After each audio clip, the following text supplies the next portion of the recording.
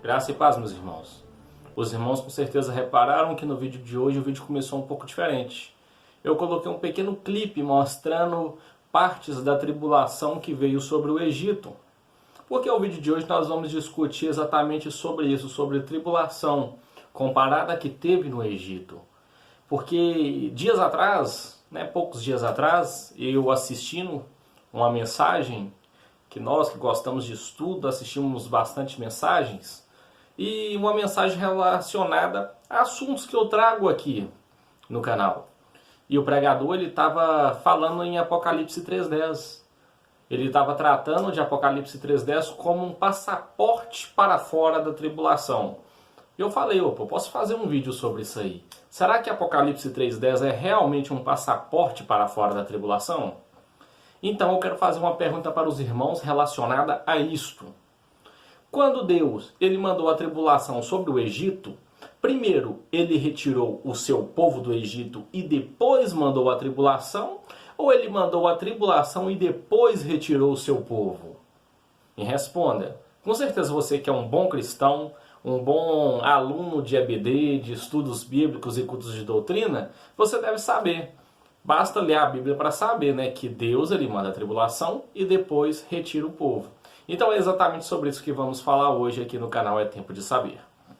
Então, sem mais demoras, eu quero convidar os irmãos para pegarem vossas Bíblias e me acompanharem na leitura que está em Apocalipse 3, versículo de número 10 e também versículo de número 11. É muito importante olhar todo o contexto.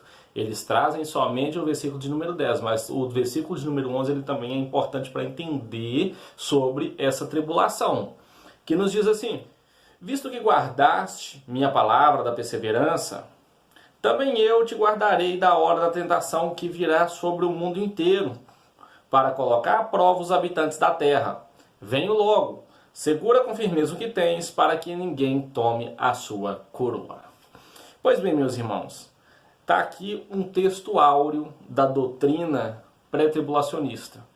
É o texto áureo que diz que a igreja ela não poderá passar por tribulação, ou pelo menos pela grande tribulação. Não é? É dito como que quase o seguinte: se a igreja passar pela grande tribulação, é quase que uma injustiça de Deus. Claro que isso não está escrito, é claro que não é dito, mas é como se fosse. Por quê? Porque Deus é justo se ele arrebatar a igreja antes da tribulação. Mas o texto, será que ele está falando que a igreja será mesmo arrebatada? O que você acha? A igreja ela será arrebatada antes da tribulação? Vamos analisar um pouquinho do texto para nós sabermos o que o texto fala sobre isso. Vamos ver as palavras-chave do texto. As palavras-chave aqui, guardarei da hora da tentação. Esse guardarei aqui, ele é tido como que a palavra arrebatar. Eles realmente leem aqui como se estivesse lendo arrebatar. Mas o texto ele está falando de arrebatamento no versículo de número 10? Não, ele não está falando de arrebatamento no versículo de número 10. Ele está falando de simplesmente guardar em meio à tribulação. Mas é discutido aqui por causa desse da hora. Porém, quando você pega o texto no original, no grego, está escrito lá Tereos ek. E Tereos ek, ele não significa em momento algum arrebatar. Só uma prévia para os irmãos. Esse guardar no grego é téreo. E téreo significa manter da mesma forma que está. Só que ele é traduzido para guardar. Mas é manter da mesma forma que está. E esse dar, ele é o ek. E ek ele tem que estar ligado ao contexto anterior. A palavra anterior para fazer conexão ao quê? À tribulação. Então ele faz essa conexão, mas ele tem que estar ligado à palavra que antecede a ele, que é o guardar. E ek significa de dentro, por e fora. Porém, quando o guardar, ele significa preservar, guardar da mesma forma que está, manter da mesma forma que está, o ek ele significa dentro. Então, dentro de quê? Dentro dessa tentação, dentro do mundo ainda não arrebatado. Então, esse texto aqui, pelo menos o versículo de número 10, ele não fala de arrebatamento. Ele fala de Deus guardar da mesma forma que ele guardou o povo lá no Egito. Como que aconteceu? A praga veio sobre o Egito. A ira de Deus veio sobre o Egito. Porém, na casa dos israelitas, na casa dos hebreus, a ira de Deus não chegava. Por exemplo, o Egito passou por trevas densas, onde os egípcios não conseguiam nem andar dentro de suas próprias casas. Porém, dentro da casa dos hebreus tinha luz. Os animais dos egípcios, eles adoeceram e morreram de pragas e pestes. Mas os rebanhos dos hebreus, esses continuavam a crescer e multiplicar. Os primogênitos do Egito morreram, porém nenhum israelita perdeu o seu primogênito. Então nós vemos aqui que eles foram guardados dentro da tribulação. Então é o mesmo contexto, não tem diferença.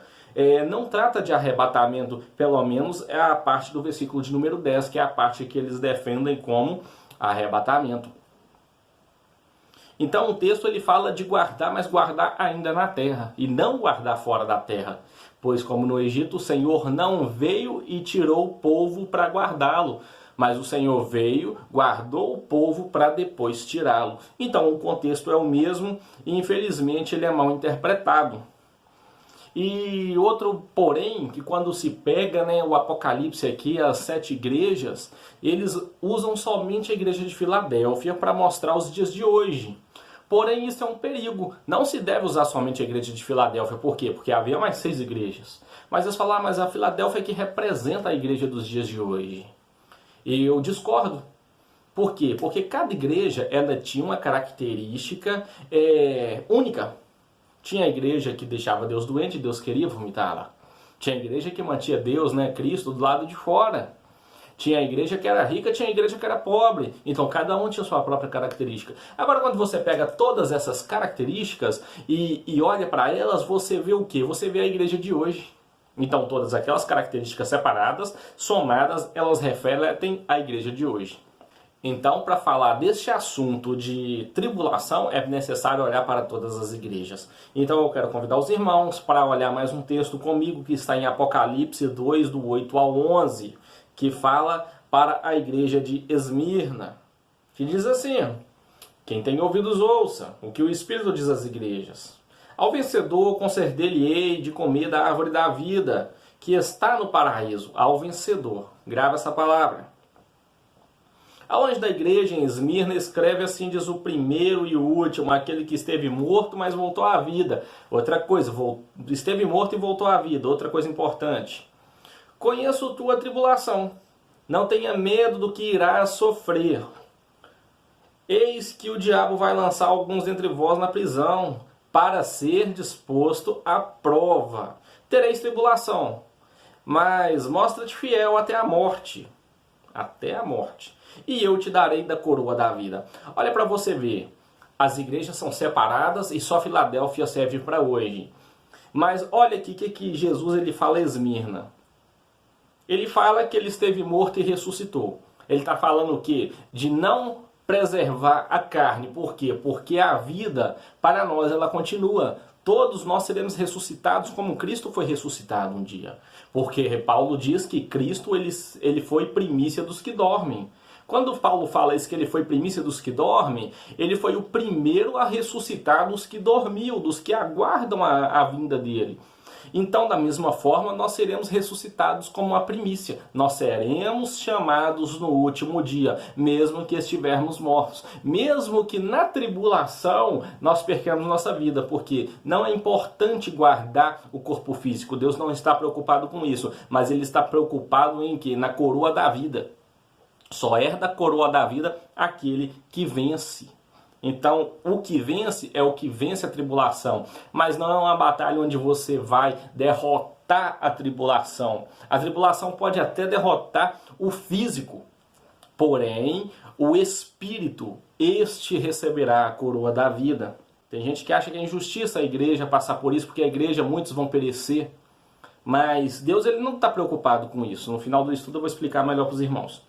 Para Esmirna aqui é dito o seguinte, olha, repara para você ver. Não tenhas medo do que irá sofrer. Esmirna era uma igreja excelente. Deus está vendo ela aqui por excelência. Mas Deus está falando que vai retirar ela da tribulação? Não, Deus está falando, não tenha medo do que vai sofrer, porque tem a recompensa no final. E está falando aqui outro texto-chave aqui no versículo de número 11, olha para você ver. Para ser disposto à prova. Apocalipse 3:10 não está falando a mesma coisa? uma prova para todos os habitantes da Terra, uma aprovação para todos os habitantes da Terra. Olha a conexão. E outra coisa, mostra-te fiel até a morte que eu te darei a coroa da vida. Apocalipse 3:10 fala a mesma coisa sobre a coroa. Fala sobre a prova e fala sobre a coroa. Repara para você ver como é que está conectado. Não tem separação. Então, está dizendo, Esmirna passará pela tribulação. Da mesma forma, a igreja de hoje, dos dias de hoje, não sei se vai ser hoje, se vai ser amanhã, se vai ser daqui 10 anos. Mas quando a grande tribulação iniciar, não haverá um arrebatamento antes disso. A igreja terá que passar por esse processo. Para quê? Para ser colocado à prova. E para quê? Para poder mostrar que é digna de receber a coroa da vida. Então, continuando, nós vemos aqui que não existe uma promessa de arrebatamento no versículo de número 10. Nós vemos aqui que Jesus, que Deus, ele está falando que não precisa ter medo, porque a recompensa, ela vem. Então, meus irmãos, grava bem essas palavras. Deus, ele conhece a tribulação. Para Esmirna, olha aqui, conhece a tribulação, mas ele fala, não tenha medo. Tereis tribulação, mas serdes fiel até o fim, que eu lhe darei da coroa da vida. E é a mesma coisa que está falando em Apocalipse 3:10. Então, como que Apocalipse 3:10 pode falar que não é uma garantia de tribulação, que é um passaporte para fora? Se está usando as mesmas palavras para Esmirna, falando que passará pela tribulação. Será que um povo é melhor que o outro? Será que uma igreja é melhor que a outra? Não é, para Deus elas têm o mesmo valor. E se a igreja primitiva, que era uma igreja de excelência, não é como as igrejas de hoje. As igrejas de hoje, infelizmente, nós estamos vivendo o tempo do fermento. Mas aqui eram as igrejas de excelência, onde Deus tratava quase que pessoalmente com eles. E eles passaram por tribulação. Por que não nós passaremos? Uma prova para os irmãos é que Deus, ele não está interessado em preservar o corpo físico dos seus servos. É o quê? Olha para você ver. Na época da igreja primitiva, os cristãos eram usados nos jardins de Nero como tochas, eram incendiados para clarear os jardins de Nero. Eram crucificados à beira das estradas romanas para poder mostrar que Roma estava perseguindo os cristãos. Os apóstolos foram martirizados, os discípulos martirizados, eram jogados em caldeirões de óleo fervente, foram decapitados, como Paulo foi decapitado. Paulo foi apedrejado até quase a morte. Então nós vemos aqui um quadro de perseguição muito grande. Embora foram homens de Deus, que são homens que tiveram um contato muito maior do que qualquer homem na terra hoje, eles não foram livres da tribulação. Por que que nós devemos nos considerar melhor e achar que vamos ser arrebatados antes da tribulação? Se o texto áureo do pré-tribulacionismo não fala isso. Então, reflita nisso aí. Deus, ele tem por plano guardar o que? O nosso espírito. Nos chamar no último dia, mesmo que sejamos vencidos pela tribulação. Porque se nós formos ali caçados, oprimidos e mortos, não é eles que estão vencendo, somos nós, porque se fordes fiel até o fim, será salvo.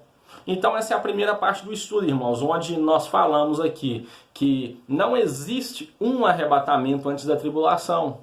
Embora muitos dizem que Apocalipse 3:10 está falando de arrebatamento, não está. Está falando de guardar o povo em meio à tribulação.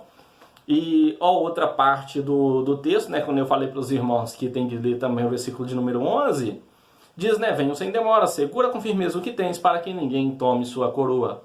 Então nós vamos falar agora do arrebatamento iminente. Porém, esse vídeo vai ter que ser dividido em duas partes. Primeiro, a parte onde fala do arrebatamento, que não existe em Apocalipse 3:10. E agora sim nós vamos falar do arrebatamento. Então confere aí se você está inscrito no canal.